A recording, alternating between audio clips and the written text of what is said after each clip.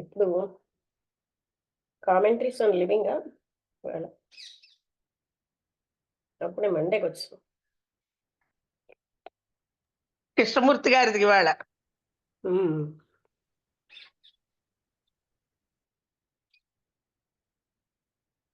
Chapter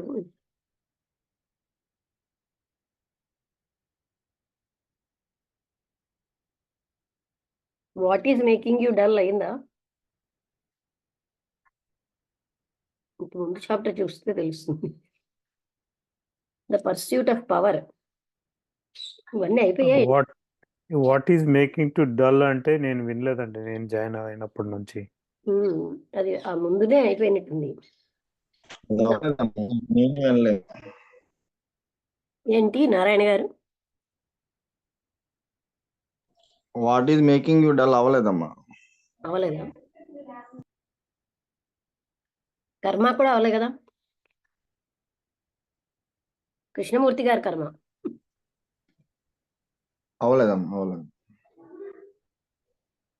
అయితే what is making you dull?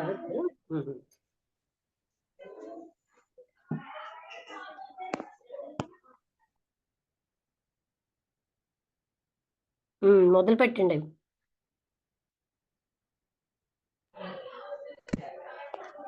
మొదలు పెట్టనమ్మా. అంటే ఇది లాస్ట్ ఎప్పుడైనా అయిపోయిందా ఏంటి అని చూస్తున్నాను. ఒకసారి చూడండి, నెక్స్ట్ చాప్టర్ 7 అయినట్టున్నాయా? కర్మ కూడా అవ్వలేనట్టుంది కదా, చదువుదాంలేండి. కర్మ కూడా అవ్వలేదమ్మా. ఇప్పుడు ఏంటమ్మా వాట్ ఈజ్ మేకింగ్ డల్? 17 అన్నమాట. What is making you dull, అది కామెంటరీస్ ఆన్ లివింగ్ పార్ట్ 2.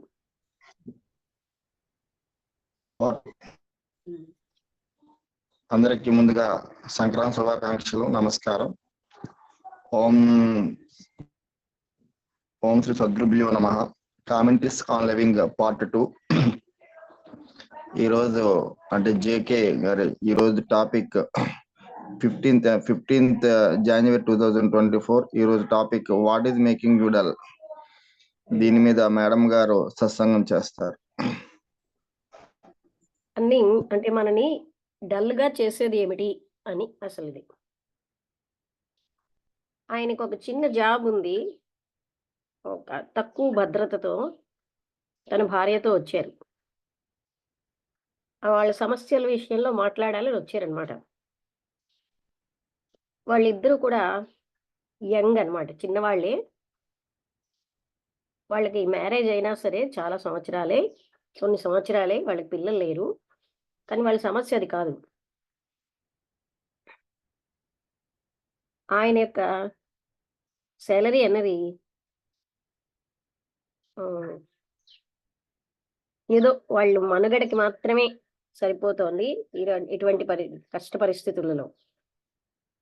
వాళ్ళకి పిల్లలు లేకపోవడం వల్ల వాళ్ళిద్దరికీ జీవించడానికి అంటే జీవించినట్టుగా ఉంది, సర్వైవ్ అయ్యేటట్టుగాను.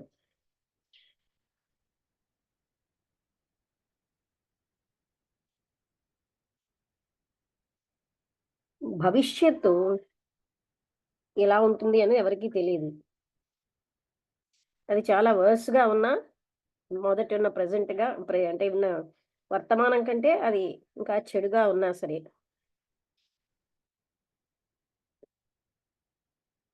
ఆయనకి మాట్లాడాలని లేనే లేదు. కానీ ఆయన భార్య ఆయన్ని మాట్లాడమని చెప్తున్నారు. ఆమెతో పాటు ఆయన్ని కూడా తీసుకొచ్చారు, చాలా బలవంతంగానే అని కనిపిస్తోంది. ఆయన చాలా అయిష్టంగా వచ్చినట్టున్నాడు, కానీ ఆయన ఉన్నాడని ఆవిడ సంతోషిస్తోంది. ఆయన అంత సులువుగా మాట్లాడలేకపోతున్నాడు. ఆయన ఏం చెప్పాడంటే, ఆయన ఏనాడు తన కోసం తాను ఎవరితోటి మాట్లాడలేదు, కేవలం భార్యతో తప్ప. ఆయనకి కొంచెం మంది స్నేహితులే ఉన్నారు. వాళ్ళతో కూడా ఆయన ఎప్పుడు తన హృదయం విప్పి మాట్లాడలేదు. ఎందుకంటే వాళ్ళకి అర్థం ఆయన నెమ్మదిగా మాట్లాడుతూ ఉంటే ఆయన భార్య చాలా ఆతురతతో వింటున్నారు. ఆయన సమస్య ఆయన పని ఆయన సమస్య కాదు. చాలా అది ఉత్సాహంగానే ఉంది. ఆయనకి అదే ఆహారాన్ని కూడా ఇస్తుంది. వాళ్ళు చాలా సింపుల్‌గా అంటే నా నమ్మదగినట్టుగా లేరు. Unassuming people and both had been ఇద్దరూ ఏదో ఒక యూనివర్సిటీలో చదువుకున్న వాళ్ళే. చిట్ట చివరికి ఆమె వివరించడం మొదలుపెట్టింది తన సమస్య. ఆమె ఏం చెప్పారంటే 2 సంవత్సరాల నుంచి ఆమె యొక్క భర్త జీవితంలో సమస్తమైనటువంటి ఉత్సాహాన్ని కోల్పోయాడు. ఆయన తన ఆఫీస్ వర్క్ చేస్తున్నాడు. అదొక్కటే. ఆయన పొద్దున్న పని చేయడానికి వెళ్తారు. వెనక్కొచ్చేస్తారు సాయంత్రం. ఆయన ఎంప్లాయీస్ ఎప్పుడు ఇతను కంప్లెయిన్ ఏమి చేయలేదు. నా వర్క్ అన్నది ఒక రొటీన్ వర్క్ అన్నమాట. దానికి పెద్ద అటెన్షన్ అక్కర్లేదు. నేనేం చేస్తున్నానో అందులో నాకు చాలా ఉత్సాహం ఉంది. అయితే ఇది కొంత స్ట్రెయిన్ కూడా అవుతున్నాను. నా కష్టమంతా ఏంటంటే ఆఫీస్‌లో కాదు, ప్రజలతో. నేనెవరితో పని చేస్తున్నానో వాళ్ళతో. అంటే అది నా లోపల నాకే ఉంది. నా భార్య చెప్పినట్టుగా నాకు జీవితంలో ఉత్సాహం నేను కోల్పోయాను. నాకేమీ తెలియట్లేదు. నాలో ఏం జరుగుతోందో, ఎందుకలా అవుతోందని. ఇంకా ఆయన ఎప్పుడు కూడా చాలా ఉత్సాహంతో, సెన్సిటివ్‌తో, చాలా అభిమానంగా ఒక్క లాస్ట్ ఇయర్ నుంచే తప్ప డల్ అయిపోయారు. అండ్ అతను ప్రతిదాన్ని పట్టించుకోకుండా అయిపోయారు అని ఆమె చెప్తోంది. ఆయనెప్పుడు నన్నెంతో అభిమానంగా చూసేవాడు. కానీ ఇప్పుడు జీవితం చాలా మా ఇద్దరికీ కూడా విచారంగా అయిపోయింది. ఆయన ఏమీ కూడా కేర్ చేయట్లేదు. నేనిక్కడ ఉన్నానా? లేదా?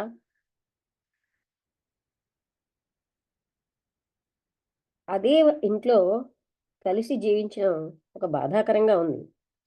అలా అని ఆయనేమి దయలేని వ్యక్తి కాదు. అలాంటివి ఏమీ లేవు ఆయనలో. కానీ ఆయనేమి ఏమీ పట్టించుకోకుండా ఆయనకేమో ఏది అంటే ఉదాసీనంగా అయిపోయారు. ఎందుకంటే మీకు పిల్లలు లేకనా?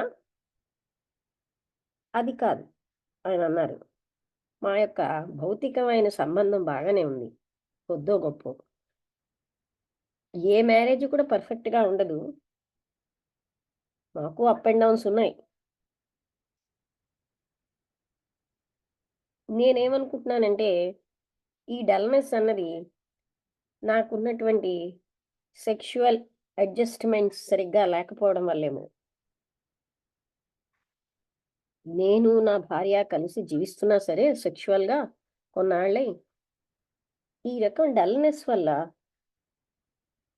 ఐ హావింట్ లివ్డ్ టుగెదర్ అంటే డల్‌నెస్ వల్ల ఇలా జీవించలేకపోతున్నాం సెక్షువల్‌గా. I don't think it is lack of children. పిల్లలు లేకపోవడం మాత్రం కాదు అని నేను అనుకుంటున్నా. అది కారణం కాదు నాకు ఈ స్థితి తేవడానికి. ఎందుకు మీరలా అంటున్నారు? ఈ డల్‌నెస్ కంటే ముందు మై వైఫ్ అంటే మొట్టమొదట హ్మ్. నా పైన ఉన్నది. అండ్ నేనేం రియలైజ్ చేశానంటే, మాకు పిల్లలు ఉండరని. అది నాకు ఏనాడు కూడా పెద్దగాను బోదర్ అవ్వలేదు నేను. కానీ ఆమె తరచుగా ఏడుస్తూ ఉంటారు. ఆమెకు పిల్లలు కావాలి. కానీ మాకు క్లియర్‌గా తెలుస్తోందంటే మా ఇద్దరిలో ఎవరో ఒకరు అంటే రిప్రొడక్షన్‌కి పనికిరారని. నేను ఎన్నో రకాలైన విషయాలు ఎన్నో సలహాలిచ్చాను. ఆమెకి పిల్లలు ఉండడానికి. కానీ ఆమె చేయట్లేదు. ఆమె ఏమీ ప్రయత్నించలేదు. నా వల్ల ఆమెకి పిల్లలు ఉండాలి, లేకపోతే అక్కర్లేదని ఆమె అంటున్నారు. ఆమె చాలా లోతుగా అప్సెట్ అయిపోయారు. ఫలితం అంటే ఫలం అన్నది లేకపోతే ఒక చెట్టు అనేది కేవలంగా డెకరేటివ్‌గా ఉంటుంది. ఇలాగా మేమేమోని ఆహ్, విషయాలు మాట్లాడుతూ ఎవేక్‌గా ఉన్నాం. కానీ అది అక్కడే ఉంది. అంటే ఆ సమస్య ఉంది. నేనేం గ్రహిస్తున్నానంటే జీవితంలో ప్రతి ఒక్కరికి అన్నీ ఉండవు. పిల్లలు లేకపోవడం అన్నది ఈ డల్‌నెస్ కారణం కాదు. ఇది నేను ష్యూర్‌గా చెప్పగలను, ఇది కారణం కాదని. అయితే మీ భార్య యొక్క దుఃఖం వలన, విచారం వలన ఆవిడకి ఒక రకమైన విసుగొచ్చేసిందనా? నేను నా హస్బెండ్ కూడానండి ఈ విషయంలోకి వెళ్ళాము పూర్ణంగా. నేను ఆయా అంటే పిల్లలు లేకపోవడం కంటే ఎక్కువగా విచారంగా ఉన్నాను. నేను భగవంతుడిని ఏం ప్రార్థిస్తున్నానంటే, ఏదో ఒక రోజు నాకొకరు ఉంటారని. నా హస్బెండ్ నన్ను హ్యాపీగా ఉంచాలని కోరుతారు. కానీ ఆయన డల్‌నెస్ నా సాడ్‌నెస్ వల్ల కాదు. ఇప్పుడు మాకొక చైల్డ్ ఉన్నా నేను చాలా హ్యాపీగా ఉంటాను. కానీ ఆయనకి అదొక డిస్ట్రాక్షనే. ఈ విధంగా చాలామంది మగవాళ్ళు అలాగే ఉంటున్నారు కదా! ఈ డల్‌నెస్ అన్నది గత 2 సంవత్సరాలే ఆయన మీద వస్తోంది. ఏదో ఒక అంతర్గతమైన జబ్బులాగా. ఆయన ప్రతి విషయం కోసం నాతో మాట్లాడుతూ ఉండేవారు. ఆ పక్షుల కోసం, తన ఆఫీస్ పని కోసం, ఆయన యొక్క ఆశయాలు, ఆయనకున్న గౌరవాలు, ఆయనకి నా పైనున్న గౌరవం, ప్రేమ మొదలైన విషయాల్లో. ఆయన తన హృదయం విప్పి మాట్లాడుతూ ఉండేవారు. కానీ ఇప్పుడు ఆయన హృదయం అన్నది బంద్ అయిపోయింది. ఆయన మనస్సు ఎక్కడో దూరంగా ఉంది. నేను ఆయనతో మాట్లాడాను. కానీ లాభం లేకపోయింది.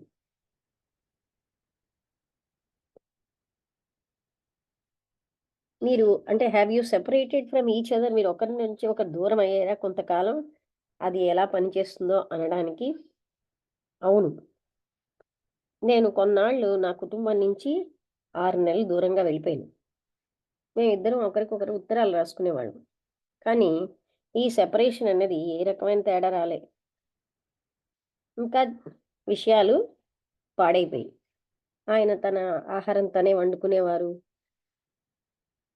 బయటకి వెళ్ళడమే తగ్గించారు. ఫ్రెండ్స్ నుంచి పూర్తిగా దూరమైపోయారు. ఆయన ఎక్కువగా తనలోకి తానే అయిపోయారు. ఎప్పుడు కూడా ఆయన ఎక్కువగా సోషల్‌గా ఉండేవారు కాదు. ఈ సెపరేషన్ తర్వాత ఏ రకమైనటువంటి అంటే మెరుగు రాలేదు. ఈ డల్‌నెస్ అనేది ఒక కవర్ అని మీరు అనుకుంటున్నారా? ఒక పోజా? ఒక ఎస్కేపా? ఏదో ఒక తీరనటువంటి అంతర్గతమైన కోరిక నుంచి? మీరేమంటున్నారో నాకు అర్థం కావట్లేదన్నారు. మీకొక తీవ్రమైన కోరికుంది. అదేంటంటే పరిపూర్ణత అవ్వాలి. ఆ కోరికన్నది రిలీజ్ అవ్వట్లేదు. అందుకని మీరేం చేస్తున్నారు? అందులోంచి నువ్వు ఎస్కేప్ అవ్వడంలో, ఆ బాధలోంచి డల్ అయిపోతున్నారేమో! నేనెప్పుడూ అలా ఆలోచించలేదు. నాకిలా ఎప్పుడూ అనిపించలేదు. నేనే విధంగా తెలుసుకోవడం? ఇంతకు ముందు ఎందుకు అనిపించలేదు? మీరెప్పుడైనా మిమ్మల్ని ప్రశ్నించుకున్నారా? మీరెందుకు డల్ అవుతున్నారో? మీకు తెలుసుకోవాలని లేదా? చాలా విచిత్రంగా ఉంది. బట్ ఐ హావ్ నెవర్ నేనెప్పుడు నన్ను నేను ప్రశ్నించుకోలేదు. ఈ స్టూపిడ్‌గా మూర్ఖమైన ఈ డల్‌నెస్‌కి కారణం ఏంటని. నేనెప్పుడు నన్ను నేను ఆ రకంగా ప్రశ్నించుకోలేదు. ఇప్పుడు మిమ్మల్ని మీరు ప్రశ్నించుకుంటున్నారు కనుక, మీ యొక్క రెస్పాన్స్ ఏంటి? నాకేమీ లేదు. కానీ నేను రియల్‌గా షాక్ అయిపోతున్నాను. హౌ వెరీ డల్, నేను ఎంత డల్ అయిపోయాను అన్న దానికి. నేను ఇంతకుముందు ఎప్పుడు ఇలా లేను. నేను నా స్థితికి నేనే బాధపడుతున్నాను.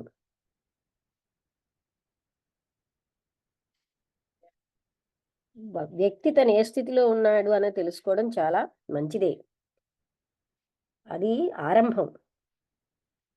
మీరు మొదట్లో ఎప్పుడు మిమ్మల్ని మీరు ప్రశ్నించుకోలేదు మీరు ఎందుకు డల్ అయ్యానని, ఎందుకు ఇలాగా బద్ధకంగా ఉంటున్నారని.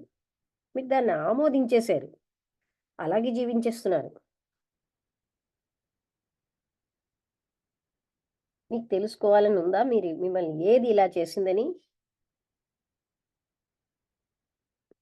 లేకపోతే మీరు ప్రెజెంట్ స్టేట్ని అలాగా మీరు మీ అంతటి మీరే అందులో రిజైన్ చేయాలని అనుకుంటున్నారా?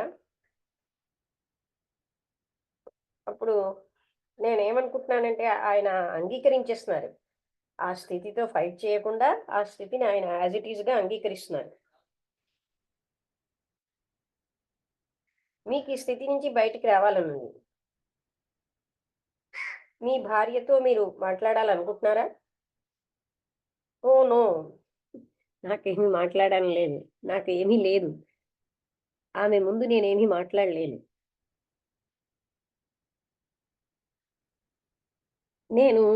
ఇది మాత్రం నాకు బాగా తెలుసు, ఇది సెక్షువల్ రిలేషన్ ఎక్కువ అవ్వడం వల్ల కానీ తక్కువ అవ్వడం వల్ల కానీ కాదు. ఇది ఈ స్థితి నాకు వచ్చింది, లేకపోతే ఇంకొక స్త్రీ ఉండడం వల్ల కానీ నేను ఇంకొక స్త్రీ దగ్గరికి వెళ్ళలేను.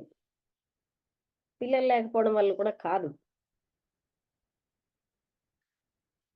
మీరు పెయింట్ చేస్తూ ఉంటారా, రాస్తూ ఉంటారా? నేను ఎప్పుడు రాయాలనే కోరుకుంటాను, కానీ నేను ఎప్పుడు కూడా పెయింట్ చేయలేదు. నేను నడిచేటప్పుడు నాకు కొన్ని ఐడియాస్ వస్తూ ఉంటాయి, ఇప్పుడు అవి కూడా పోయాయి. ఇప్పుడు మీరు ఎందుకని ఏదో ఒకటి పేపర్ మీద పెట్టాలని కోరుకోరు? అది ఎంత స్టూపిడ్గా ఉన్నా సరే దాన్ని ఎవరికి మీరు చూపెట్టక్కర్లేదు కదా. ఏదో ఒకటి రాయాలి అని ఎందుకు ప్రయత్నించరు? మళ్ళీ వెనక్కి వెళ్ళిపోవాలని ఎందుకని? మీరు తెలుసుకోదలుచుకుంటున్నారా ఈ డల్నెస్ని ఏ కారణం వల్ల మీకు వచ్చిందని? లేకపోతే మీరు ఎలా ఉన్నారో అలాగే ఉండదలుచుకుంటున్నారా? నాకు నేనుగా ఎక్కడికో వెళ్ళిపోవాలనుకుంటున్నాను, అన్నిటినీ వదిలేసి ఏదో ఒక దగ్గర ఒక హ్యాపీనెస్ పొందాలి అని అనుకుంటున్నాను అన్నారు. అదే మీరు చేయదలుచుకున్నారా? అయితే ఎందుకు చేయరు? మీ భార్య ఉన్నదని మీరు సంకోచిస్తున్నారా?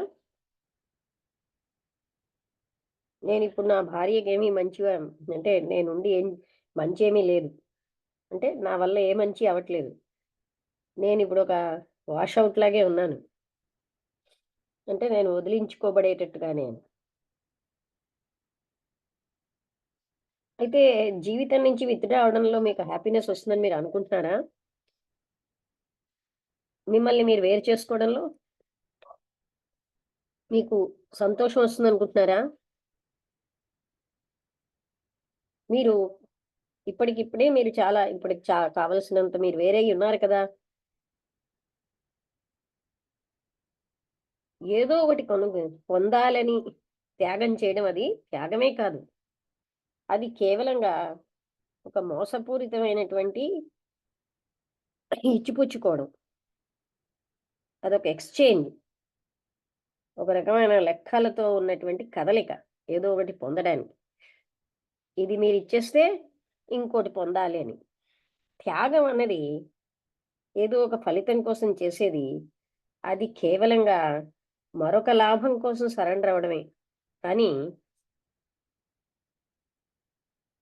మీరు ఇలా ఐసోలేట్ అయిపోవడం వల్ల మీరు హ్యాపీనెస్ పొందగలరా? ఇలా అందరి నుంచి వేరైపోవడం వల్ల మీరు హ్యాపీనెస్ పొందగలరా? లైఫ్ అన్నది అసోసియేషనే కదా, కాంటాక్టే, ఇతరుల కమ్యూనియన్, ఒకరితో ఒకరికి భావాలు అవి చెప్పుకోవడమే కదా. మీరు ఒక అసోసియేషన్ నుంచి ఆనందం పొందడానికి విత్డ్రా అయిపోతున్నారు. కానీ మీరు సంపూర్ణంగా అన్ని కాంటాక్ట్స్ నుంచి విత్డ్రా అవ్వలేకపోతున్నారు. ఈ కంప్లీట్గా మీరు ఐసోలేట్ అయిపోయినా అప్పుడు మీ ఆలోచనలతో మీరు బంధం కలిగి ఉంటారు, మీతో మీకు ఉంటుంది. కొన్ని ఆత్మహత్య కూడా సంపూర్ణమైనటువంటి వేరు చేయడం కాదు. అఫ్ కోర్స్ నాకేమీ ఆత్మహత్య చేసుకోవాలని లేదు, నాకు జీవించాలని ఉంది. కానీ నాకు ఇప్పుడు ఉన్నట్టుగా నేను కంటిన్యూ అవ్వాలని లేదు. అయితే మీరు ఇప్పుడున్నట్టుగా మీరు కంటిన్యూ అవ్వాలని లేదు. ష్యూర్గా. Are you sure? ఇది చాలా క్లియర్గా ఉంటుంది. ఏదో ఒకటి మిమ్మల్ని డల్ చేస్తోంది. మీరు దాని నుంచి దూరంగా పారిపోదాం అనుకుంటున్నారు భవిష్యత్తులోకి సెపరేట్గా. ఇలా పారిపోవడం అన్నది యథార్థం నుంచి అది మీరు ఐసోలేట్ అంటే సెపరేట్ చేసుకోవడం. మిమ్మల్ని మీరు ఐసోలేట్ చేసుకుందాం అనుకుంటున్నారు, బహుశా తాత్కాలికంగా సంతోషాన్ని ఆశించి. కానీ ఇప్పటికే మీరు వేరే ఐసోలేట్ చేసేసుకున్నారు సంపూర్ణంగా. ఇంకా ఫర్దర్గా ఐసోలేషన్ అనేది దాన్ని మీరు త్యాగం అని పేరు పెడుతున్నారు. అది కేవలంగా జీవితం నుంచి విత్డ్రా అవడమే. అయితే డీపర్ సెల్ఫ్ ఐసోలేషన్లోంచి మీరేమైనా హ్యాపీనెస్ అన్నది ఉంటుందనుకుంటున్నారా? ఈ సెల్ఫ్ యొక్క స్వభావం అన్నది ఐసోలేట్ అవ్వడం, అంటే ఎప్పుడు కూడా దూరం అయిపోవడం, అంటే వేరైపోవడం. అది దాని లక్షణం. అలా వేరేగా ఉండడం అన్నది దానికి ఒక లక్షణం. అంటే ఎక్స్క్లూసివ్గా ఉండడం వల్ల ఏదో ఒకటి పొందడం కోసం త్యాగం చేస్తుంది. మీరు ఎంత ఎక్కువ విత్డ్రా అవుతూ ఉంటారో ఈ అసోసియేషన్స్ అన్నిటి నుంచి, అంత ఎక్కువగా మీలో సంఘర్షణ, నిగ్రహం పెరుగుతాయి. ఏది కూడా ఐసోలేషన్లో ఎగ్జిస్ట్ అయి ఉండలేదు ఈ వేరవడంలో. అది ఎంత బాధాకరమైనదైనా సంబంధం అన్నది అదే pain relationship maybe it has to be దాన్ని మనం ఎంతో సహనంగా సంపూర్ణంగా అవగాహన చేసుకోవాలి. ఈ సంఘర్షణ డల్నెస్ వైపు తీసుకెళ్తోంది. ఏదో ఒకటి అవ్వాలన్న ప్రయత్నం అది మనకు సమస్యల్ని తెచ్చిపెడుతోంది, కాన్షియస్గా కానీ అన్కాన్షియస్గా కానీ. ఏదో కారణం లేకుండా మీరు డల్ అవ్వలేరు.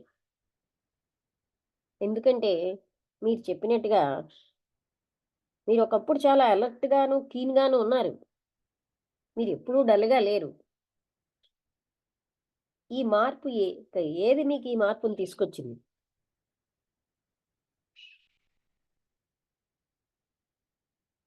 మీకు తెలుసున్నట్టున్నారండి. ఆయనకి మీరు చెప్పొచ్చు కదా అన్నట్టుగా భార్య అంటున్నారు. తెలుసున్నట్టుగా మీకు తెలుస్తోంది అని మాకు అనిపిస్తోంది. దయచేసి ఆయనకి చెప్పండి. నాకు తెలుస్తుంది, కానీ దానివల్ల లాభం ఏమిటి? అందులోంచి ఆయన దాన్ని అంగీకరించవచ్చు, రిజెక్ట్ చేయొచ్చు. ఆయన యొక్క మూడ్ని బట్టి, ఆయన యొక్క సంతోషాన్ని బట్టి. కానీ ఆయనే అది తెలుసుకోవడం ముఖ్యం కాదా?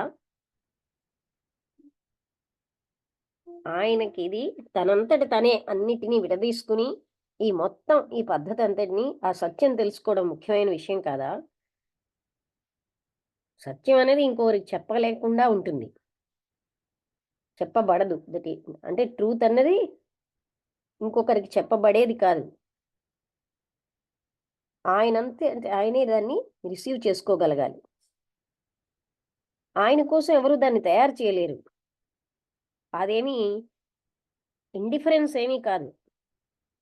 అంటే నేను చెప్పకుండా ఉండడం అన్నది నా పార్ట్లోని ఇండిఫరెన్స్ కాదు. కానీ ఆయన దాన్ని ఓపెన్గా, ఫ్రీగా, ఆయనకి అన్ఎక్స్పెక్టెడ్గా తెలుస్తుంది. మిమ్మల్ని ఏది డల్ చేస్తుంది? మీకు మీరుగా తెలుసుకోలేరా? సంఘర్షణ, నిగ్రహం అవి డల్నెస్కి దారితీస్తాయి.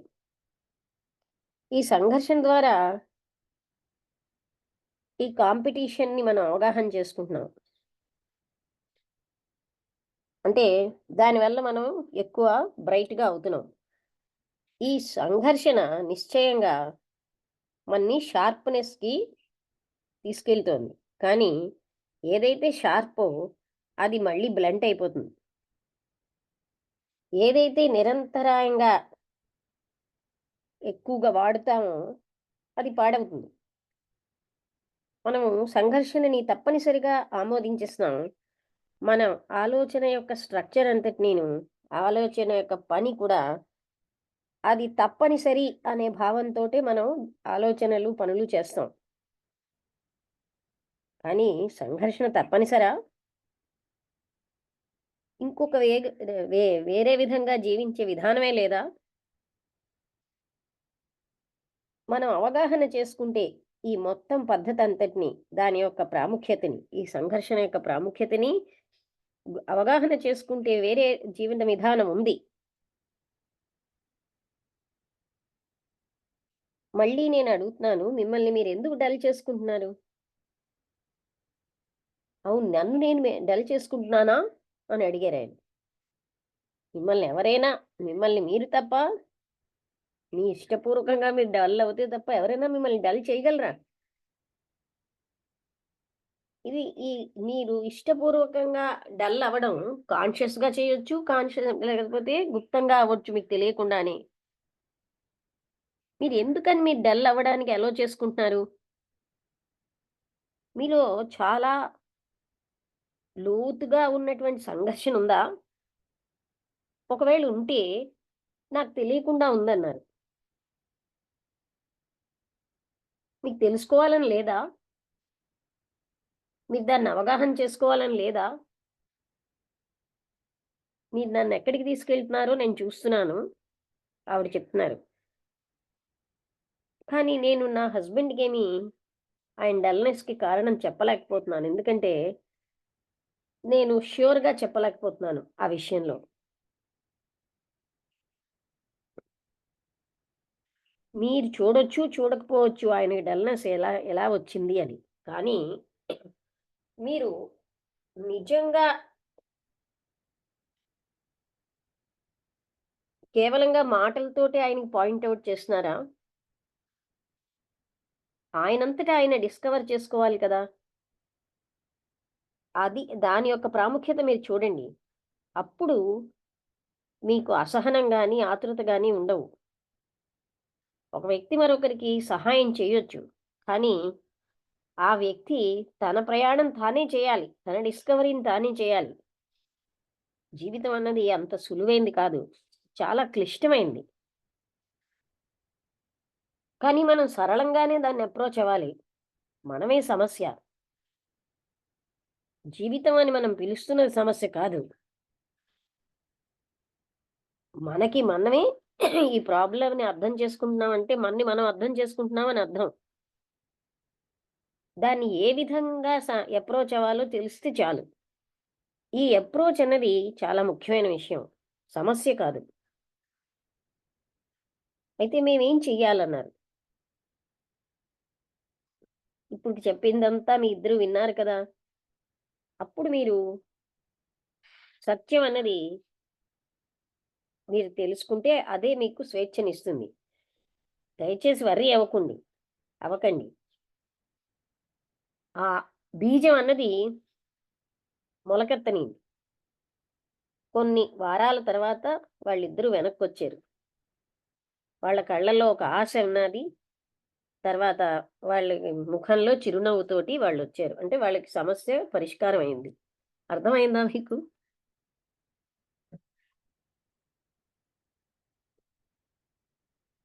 ఏమైనా ముందు ఏంటి అని డిస్కస్ చేయండి. తర్వాత చెప్దురు గాని. నరసింహం గారు అర్థమైందా? పూర్తిగా అర్థం కాలేదు లక్ష్మి గారు. కాకపోతే అంటే ఈ సత్యం అనేది చెప్పబడేది కాదన్నారు. ఆయనకాయనే ఓపెన్‌గా తెలుసుకోగలగాలి. అంటే ఆయనకి ఎలా సొల్యూషన్ దొరికింది? ఆయన మాటల డిస్కషన్‌లో మళ్ళీ they come back after 1 week happily అన్నారు కదా! అది అంటే అంటే దే ఫౌండ్ ద సొల్యూషన్. ఇప్పుడు ఆయన సహాయం చేసిన విషయం ఏంటంటే ఎవరికి వారుగా తెలుసుకోవాలి, మీరు కూడా సహాయం చేయొచ్చు కేవలం మాటలతోటే కాకుండా అని. మీరు సహాయం చేస్తే ఆయనంతట ఆయనే దాన్ని తెలుసుకుంటారు అని. అంటే అతనంతట అతను తెలుసుకోవాలి. నాకు తెలిసింది అనుకోండి, దానివల్ల లాభం ఏంటి? ఆ వ్యక్తి అంతర్గతంగా చూసుకుంటే సంఘర్షణను ఆమోదించేస్తున్నాం. అసలు ఈ సంఘర్షణ ఏమిటి అని దాన్ని అవగాహన చేసుకోవాలి. అంటే అన్నీ మన లోపలే ఉంటాయండి. మనకవి ఉమ్, కాన్షియస్‌గా కొన్నుంటాయి, అన్‌కాన్షియస్‌గా కొన్నుంటాయి. అది మనం చూసుకోగలగాలి. అన్‌కాన్షియస్‌గా ఉన్నవి కూడా.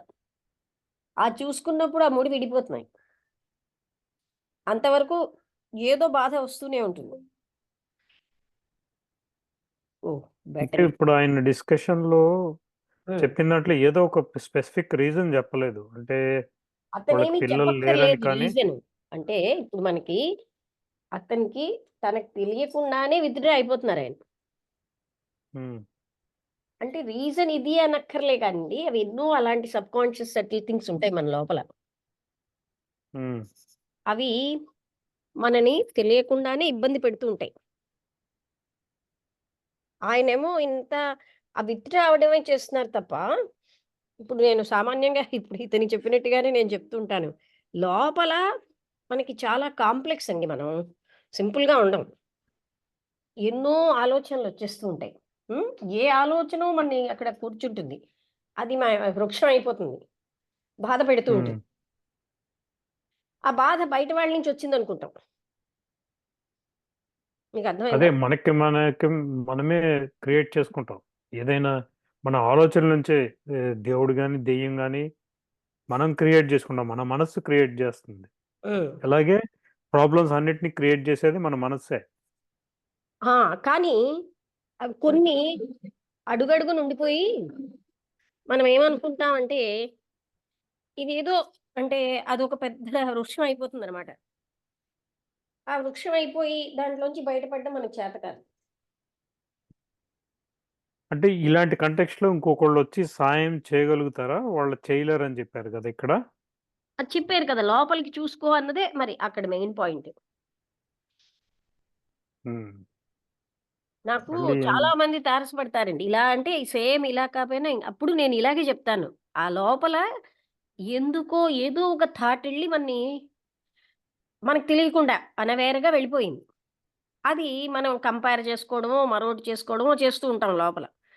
అసంతృప్తి పడిపోతాం. బాధొస్తుంది. కానీ మనకి దేని వల్లొచ్చింది మనలో అవేర్‌నెస్ లేకపోవడం వల్ల తెలియదు.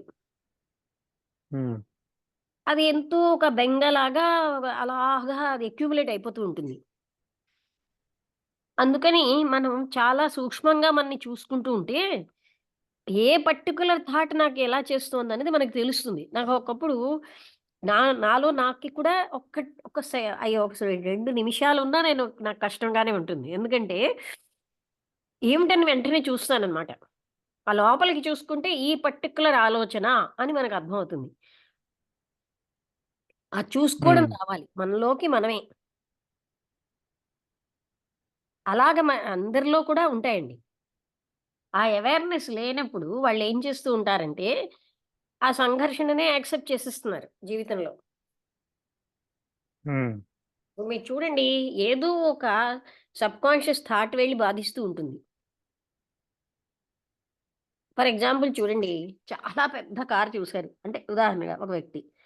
తన కారు ఎంతో గొప్పదని కొన్నాక, అంతకంటే మహత్తరమైన కారుని చూసాక, ఆయనకి తెలియకుండానే ఒక అసంతృప్తి వచ్చేసింది. అయితే ఆ అవును. అసంతృప్తిని ఆయన చూసుకోవడానికి టైం లేదు. అది లోపలికెళ్ళిపోయింది. ఆ అసంతృప్తి లోపల నుంచి బాధిస్తూనే ఉంటుంది. పెద్దదవుతూ ఉంటుంది. కానీ కారణం ఆయనకి తెలీదు. ఎందుకు? ఆయనకి అవేర్‌నెస్ లేకుండా అది లోపలికెళ్ళిపోయింది. అవును. అర్థమవుతోందా? అప్పుడు ఆయన అలాగా ఎప్పుడూ అసంతృప్తితోటే ఉంటూ ఉంటాడు. ఇప్పుడు కృష్ణమూర్తి గారు ఏం చెప్తున్నారు? దానికి నీ లోపలే ఉంది కారణం. అది నువ్వు చూసుకో అని.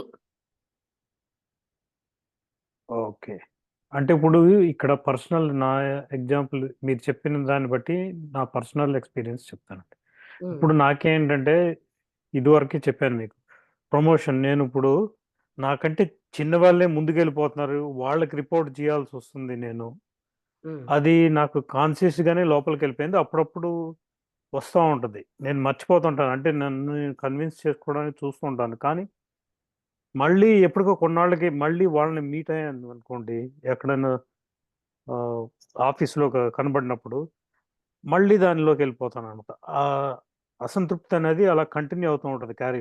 మళ్ళీ మర్చిపోయి ఇప్పుడు ఇలాంటి సత్సంగాల్లో జాయిన్ అయినప్పుడు, మనం బుక్స్ చదివినప్పుడు మళ్ళీ సాటిస్ఫై అయిపోతూ ఉంటాను. అంటే సాటిస్ఫై అవడం అంటే కన్విన్సింగ్ మై సెల్ఫ్. ఉమ్. చిన్న పెద్ద దాన్ని దానికి సంబంధం లేదు కదండి. పెద్ద అంటే కంపారిజన్ ఉంటుంది కదండి. అంటే అదే కదా, ఎందుకు తనకంటే కంపేర్ నాకు చేస్తున్నావు? ఎక్కువ క్వాలిఫికేషన్ ఉంది. నాకే మంచిగా రావాలి. కాకపోతే నేను పాలిటిక్స్ సరిగ్గా చేయలేకపోతున్నానా? లేకపోతే నన్ను నేను మార్కెటింగ్ చేసుకోలేకపోతున్నానా? అని అనిపిస్తూ ఉంటుంది. ఇంకో రకంగా తీసుకుంటే ఇప్పుడు మీరున్న పొజిషన్ మీకు ఎన్నో ఎన్నో ఎన్నో యాంగిల్స్ లో సేఫ్ అవ్వచ్చు. అందుకే ఉంటున్నారు. మీరు హ్మ్. అనుకోని యాంగిల్స్ లో కూడా. రెండోది, ఈ కంపారిజన్ ఎందుకు? మనం వాళ్ళని let them be like that, will be like us. So రెండోది ఇదంతా మనం ఆ! అవేర్‌నెస్‌తోనే టైమ్ టు టైమ్ ఆ! తీసుకుంటేనే అవన్నీ మనకి క్లియర్ అవుతాయంటారా ఇవన్నీ?